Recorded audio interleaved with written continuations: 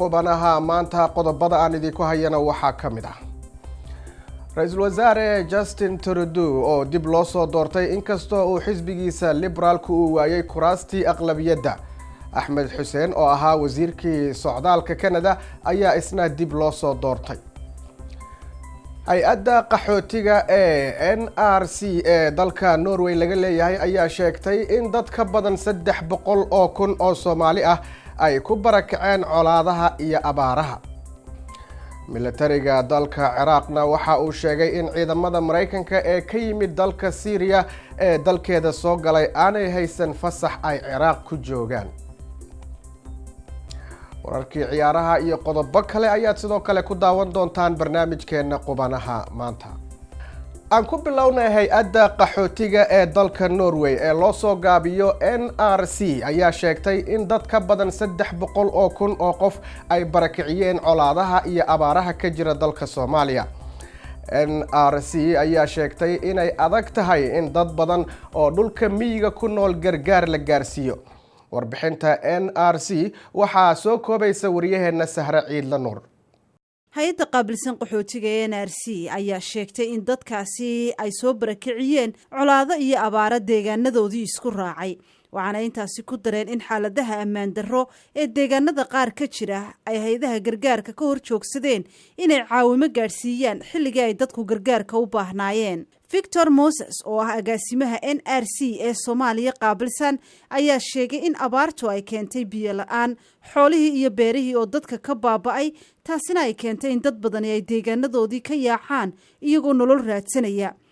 waxaa kaloo intaasi ku daray in dad ka badan 2 milyan oo qof oo kale ay wajahayaan macluul haddii aan xaaladoodu isbedelin inta ka horeysa bisha Disembar. hay-adda qaramada midoobay u qaabilsan qaxoontiga UNHCR iyo NRC oo iskaashanaya ayaa sheegay in dadka barakacayntii u dhaxaysay January ilaa September ee sanadkan ay ka badan yihiin 302 kun oo qof, iyagoo sheegay in 158 kun oo qof oo dadkaasi ka mid ah ay ka qaxeen dagaalo iyo shaqaaqooyin deegaanadooda ka dhacay, halka 126 kun oo qof oo kalena ay abaar darteed uga barakaceen guryahoodii, iyagoo sidoo kalena sheegay in 20 kun oo qof oo kale ay fatahaada webiyada iyo daadad soo rogmaday ay waxyeello u geysteen ilihii noloshoodu ku tiirsanayd. Faadumo Cabdinuur Maxamed oo 39 jir ayaa sheegtay in odaygeedii ku dhintay dagaalo deegaanadooda ka dhacay, caruurtoodii oo agoon ahna ay waayeen beertii iyo xoolihii ay ku noolaayeen, sidaasi daraadeedna ay wajahayaan xaalad adag. waxaana intaasi ku dartay inay haween tahay oo fursadaha shaqo ay heli kartaa ay aad u yar yihiin. warbixinta ayaa intaasi ku dartay in 52 kun oo qof ay barakaceen bishii Julaay oo keliya, iyaga oo tagay xeryo qaxoonti oo ay ka raadsanayeen waxay cunaan iyo waxay cabaan. gudaha dalka Soomaaliya ayaa la sheegay inay ku sugan yihiin in ka badan 35 kun oo qof oo qaxoonti iyo magangeliyo doona oo diiwaan gashan, kuwaasi oo la sheegay inay ka yimaadeen wadamada Itoobiya iyo Yemen. sidoo kale 38 kun oo qaxoonti Soomaaliya oo ka soo laabtay wadanka Yemen tan iyo bishii March ee sanadkii 2015 ayaa dalka gudihiisa ku sugan. hay-adaha qaramada midoobay ee gargaarka qaabilsan ayaa dalbaday lacag ka badan 1 bilyan oo dollar si ay wax uga qabtaan xaaladda abaarta, macaluusha iyo baahida ka jirta Soomaaliya oo ay ka walaacsan yihiin inay ka sii darto wixii ka dambeeya bisha Disembar ee sanadkan. Ra'iisul Wasaaraha dalka Canada Justin Trudeau ayaa mar labaad dib loo doortay inkastoo xisbigiisa liberaalka uusan helin kuraas aqlabiyada oo kaligiis uu dawlad ku soo dhisi karo.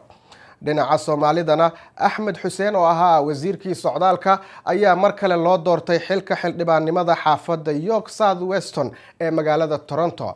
Xuseen Nuur Xaaji ayaa warbixintan waxa uu nooga soo diray Toronto. sawaxankaasi wuxuu yimid kadib markii lagu dhawaaqay guusha Axmed Xuseen oo mar kale noqonaya 4 sano ee soo socota xildhibaanka xaafadda York South Weston ee magaalada Toronto. xisbiga liberaalka ayaa helay 158 kursi, conservative-ka wuxuu helay 120 kursi, xisbiga Bloc Quebec wuxuu helay 32 kursi, halka xisbiga NDP uu helay 25 kursi. guusha doorashadu waxa ay raacday xisbiga liberaalka walow uusan helin kuraas aqlabiyada sidaa darteed wuxuu u baahnaan doonaa inuu taxaaluf la samaysto mid ka mid ah xisbiyada sida NDP ama xisbiga kale ee Quebec ka dhisan si markaas uu soo dhiso dawlad. Axmed Xuseen ayaa kadib markii uu la hadlay dadkii u soo baxay guushiisa waxa uu la hadlay VOA-da. runtii aad iyo aad waxaan dareemayaa farxad oo keligii ma aha waa farxad layla qaybsanayo ummaddan dhan oo meeshaan ila taagan kambeynkan bay ka qayb qaateen ayagaa ma aragtay taleefanada diray albaabada ila garaacay tabeelayaasha ila dhajiyey xoog badan bay geliyeen in aan soo laabanno oo aan hawshii 4 sano aan ku mashquulsanayn inay sii socoto horumar badan baan gaarnay xaafadan dhalinyaro badan baa shaqooyin la siiyey jidadkii baa la dhisooyaa waxyaalo badan ba isbedelay isbedelkaas marka waqti bay qaadanaysaa waxaa loo baahan yahay isbedelka in la wado. Soomaalida ayaa aad u soo dhaweeyay soo laabashada Axmed Xuseen iyagoo muujiyay farxad aad u ballaaran. caawa habeen taariikhi ahayd guul wada jir lagu wada qabtay bay ahayd knocking doorska waxa way deliver the flyerska 4 sano kursiga difaacanay 4 kalena waa difaacanay waxaan rajaynaynaa guushaan noqoto guul taariikhi ah ciyaalkeena iyo generation after generation isku wareejino guul ay dadka Soomaaliyeed gaareen bay ahayd iyo dad kale oo la degan xaafadda South Western waxaan rajaynayaa guulahan iyo guulo kale oo badan inaan gaarno. farxadda ka sokow Soomaalidu waxay doonayaan in wax laga qabto dhibaatooyinka dilalka dhalinyarada ee sii kordhaya. waxaan dib weyn ku qabnaa caruurta isdilaysa waxaan rabnaa in xal loo helo waxaynu xisbigan u soo saarnay oo aan idabadu u aasnay inay xal noogu helaan caruurta waa in meelo loo furo hanuunina waa in maaragtay hooyooyinka lala tashado si annagu aan u xalladayno dhibaatada dhexdeena taalo. Axmed Xuseen ayaan weydiiyay qorshaha dawladdan cusub ee ku aadan wax ka qabashada dhibaatooyinka dhalinyarada. wax badan baan ka qabanay horay $327 milyan barnaamij ah oo noocyo badan wada leh oo ka mid ah dhinaca oo nabad sugidda iyo dhinaca kale oo shaqooyin in dhalinyarada loo abuuro barnaamijyo loo sameeyo barnaamijkaas horey u socday dawladdii aniga aan ka mid ahaa baa fulisay haddana waxaan ballan qaadnay haddiina la doorto in aan kordhino lacagtaas oo 250 milyan zaa'ida ah inaan ku darno. Soomaalida ku nool dalkan iyo kuwa ka tirsan dawladda Soomaaliya ee soo booqda halkan waxay rajaynayaan in mar uun doorasho noocan oo kale ay ka dhacdo dalkii hooyo. aad iyo aad ayaan ugu faraxsanahay doorashada maanta dalka ka dhacday Axmed Xuseen inuu ku guuleysto waan u hambaliyeynayaa marka koowaad markii xigtana maanta waxaan kormeer ku sameeynahay meelihii doorashada ka socotay runtii waa doorasho mudan inaan ku dayno waa inaan muxuu ahaayo u diyaar garownaa doorashooyin noocan oo kale mustaqbalka soo socdo dhow. Cimo Faarax oo ka tirsan xisbiga NDP Cabdulqaadir Cabdi Cabduul oo ka tirsan xisbiga Conservative-ka iyo Dr. Xabiibe Maxamuud oo ka tirsan xisbiga Liberaalka ayaana u soo bixin doorashada walow tartan adag ay la galeen murashaxiintii ka soo horjeeday. Xuseen Nuur Xaaji VOA Toronto. ciidamada Mareykanka ee ka baxay dalka Syria oo tallaabay Ciraaq ma haystaan wax fasax ah oo ay dalkaasi ku joogaan waxaanay halkaasi ku sugnaanayaan muddo kooban oo ku meel gaar ah waxaa sidaas maanta sheegay militariga dalka Ciraaq. bayaanka ka soo baxay Ciraaq ayaa burinaya hadalka Pentagonka Mareykanka ee ah in ku dhawaad 1,000 askari oo ka baxay waqooyiga Syria ay degi doonaan galbeedka Ciraaq halkaas oo ay ka sii wadi doonaan dagaalka ka dhanka ah Daesh. dhammaan ciidamada Mareykanka ee ka soo baxay Syria waxaa fasax loo siiyay in ay soo galaan gobolka Kurdistan si ay halkaasi ugu nagaadaan inta ay uga sii gudbayaan meel ka baxsan Ciraaq. ma jiro wax fasaxa oo loo siiyay inay si rasmi ah u joogaan dalka Ciraaq ayaa lagu yiri bayaanka ka soo baxay militariga dalka Ciraaq. ilaa iyo hadda ma cadda in ciidamada Mareykanku ay Ciraaq ka dhigan doonaan saldhig ay ka qaadaan weeraro ka dhan ah kooxda Daesh ee Syria iyo in kale. ciidamada Mareykanka ee shalay gaaray Ciraaq ayaa ku biiraya 5,000 oo askar oo Mareykan ah oo horay u joogay Ciraaq kuwaas oo tababara ciidamada Ciraaq kana caawiya in kooxda Daesh aysan dib u soo rogaal celin. ugu dambeyntiina Benjamin Netanyahu ayaa joojiyay dadaal uu ku doonayo in uu ku soo dhiso xukuumad kadib markii uu ku guul daraystay in uu helo isbahaysi.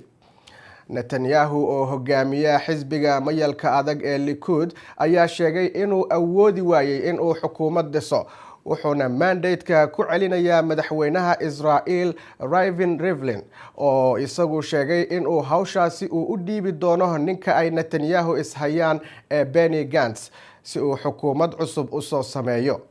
Gantz ayaa isaguna aan haysan aqlabiyad uu xukuumad ku soo dhiso. Haddii uu isbahaysi waayana waxa ay taasi horseedi kartaa in doorasho guud mar kale loo dareero, waxaana ay noqon doontaa tii saddexaad tan iyo bishii Abriil. Netanyahu waxa uu xilka hayay 13 sannadood, waxaana awoodiisa siyaasadeed hoos u dhigay isaga oo wajahaya eedeymo musuqmaasuq oo loo haysto, inkastoo uu isagu beeniyey.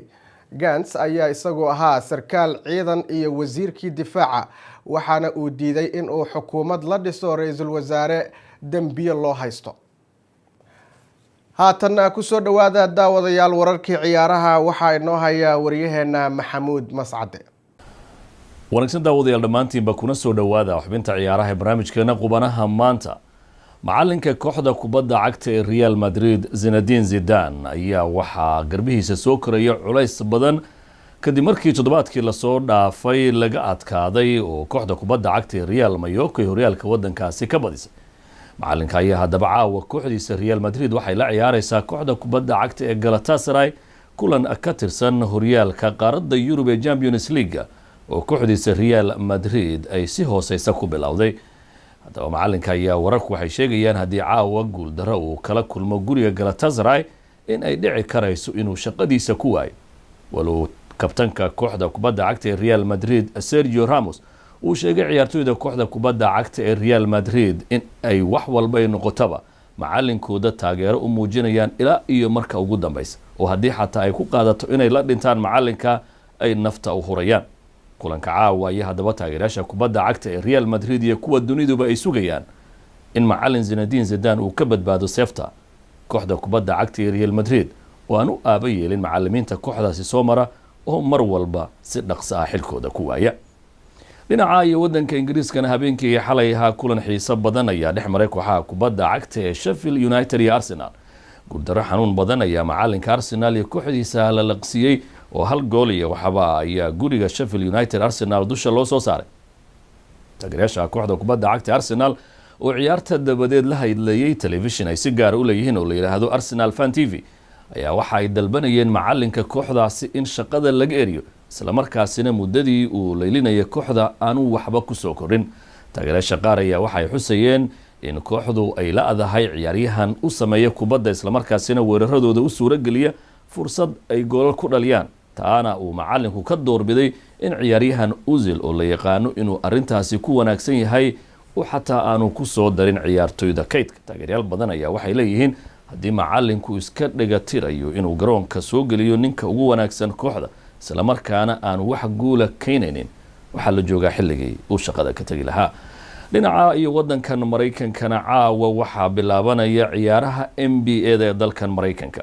kulamo adag ayaa lagu furayaa kooxda kubadda kolayga ee Toronto Raptors ayaa waxa ay kulan adag la ciyaari doontaa kooxda Pelicans oo gurigeeda kooxda Toronto ayaa lagu furayaa. sidoo kale waxaa la siin doonaa faraatiga dahabka ah ee la siiyo kooxdu marka ay kulanka xilli ciyaareedka hore la soo dhaafay ku guuleysato koobka, waxaana caawa la filayaa kooxdaasi dhammaanba ciyaartoydii koobka ugu guuleystay intii garoonka joogta in faraatigooda dahabka afarta loo gelin doono.